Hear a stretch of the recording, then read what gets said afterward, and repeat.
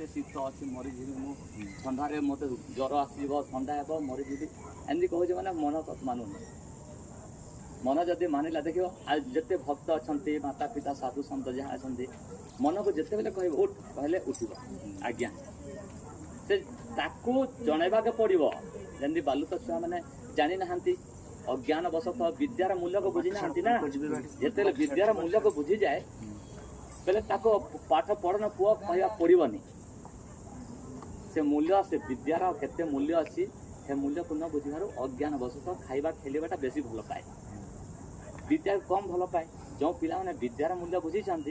बेले खेलवा खाइबाटा कम भाव विद्या को बहुत महत्व देव सेमती आम परमात्मा साधु संतर महत्व को आम बुझीनी निजर समय मूल्य बुझीनी आम जीवन मनुष्य जन्मर मूल्य को बुझीनी तेणुक आम बेसी सुख भोग बेसी आमर बेसी मन तो मन को बुझा पड़ो तापर शीत लगनी मन से आलार्म दे पूर्व उठी जाऊ तुमको उठेब ए मन आज राजी ना शीतर गाधुआ उठापी राजी ना लेकिन काली से मन को मन पकई हेले से मन तुमको उठेब सकाल पगला कि डेरी होगला कि भय भक्ति जन्म हो हृदय भीम भई तेणुक कहले पढ़ी चारि वेद पाई भक्ति सदा सुखे भले जीव तू रही तो हृदय पद्मर ज्ञान जात हेले तेरे सीना तू तरू से ज्ञान को जात करने पड़ो बापा साधु संगे जिते मंदिर गले से मैंने कथा कहे कि लेकिन साधु संगे बसिले से कथा से मैंने कहे साधु मुखु साधु बाणी कुमति खंडे आज जिते साधु होती जिते भक्त होती देखु जगत में कौन साधु गुरुजन मैंने कहते कर्ण से मंत्र देते ना से पद कहते तो कर्ण द्वारा ज्ञानटा आसे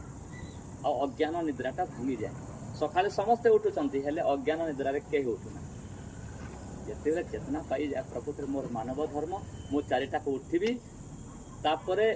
मोर प्रथम मलमूत्र त्याग तापर दंत धापन तापर सुनिर्मल जल स्नान कर गृह जा रात्र बासन शोब शुद्ध वस्त्र पिंधि से परम ब्रह्म परमात्मा जी गढ़ी आम से प्रभु को प्रथम जहाँ को भक्ति आसला गोटे भी प्रार्थना करी मु साष्टांग शरण करी तापर अर्थ पाई जाऊँ एटा मानवर धर्म नहले बापा जिते भी धन संपद कोठा बजी आसी से तुम कि नुह से तुम परिवार भावी देखो